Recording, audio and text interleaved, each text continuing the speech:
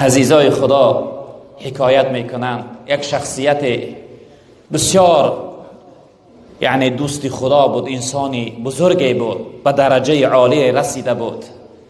از حضرت روز شاگردا پرسیدن، گفتن حضرت استاد شما کی هست؟ خیلی استادی به فیضی داشته، آیا شما را کی تربیت کرده است که چنین درجه و مقام عالی را از خود کرده؟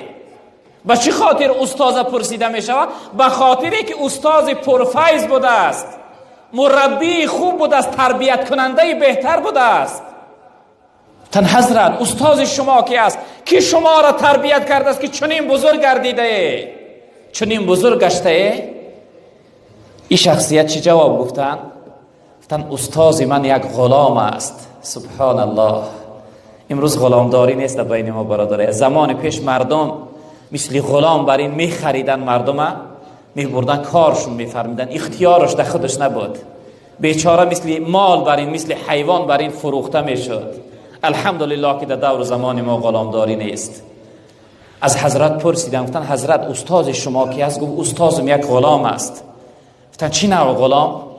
گفت من در وقتش دارنده بودم، بای بودم، بازار غلام خری رفتم در بین مردم نگاه کردم، یک غلام خیلی بلند قامت بزبله، میگه نگاه کردم گفتم هر جا کرده بزبله هست، بلند قامت است، این بسیار کارگر است. در اصل انسانی میده جنس در کارم قبول نمیکنه، میگن ستیل برداشته نمیتونه، رسوارد میگن چی میگن برداشته نمیتونه.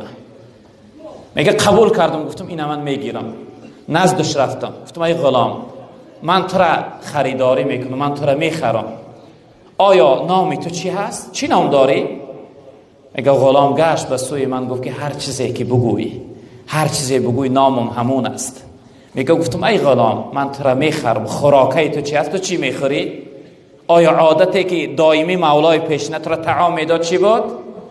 میگه غلام گشت گفت که هر چیزی که برام بودی، هر چیزی بودی خوراکی من همون است. بعد از آن گفت سیوم بار پرسیدم، تو ای غلام من تو را میخرم، خواهش تو چی است؟ گفت هر چیزی که تو بخواهی. گفت هر وقت هر سوال از غلام میپرسیدم، غلام وابسته به خودم میکرد، میگو هر چیزی که بودی خوراکم همون است، هر چیزی بگوی نامم همون است، هر چیزی که تو بخواهی خواهشم همون است. بعد از آن میگه وقتی سوال ها ما تیار کردم، غلام یک آهی سر کشید، گفت غلام چی و خواهشش چی؟ غلام باید خواستی صاحبش نگاه کنه که صاحبش از او چی میخواه. میگه این سخنی غلام من یعنی در فکری خودم گرفتم و تفکر کردم، فکر کردم غلام چی و خواهشش چی. برادر عزیز بزرگوار، من و شما دعوا داریم که ما بنده الله هستیم، ما را چی و خواهشمون چی؟ ما باید خواستی او را نگاه کنیم که او از ما چی میخواه.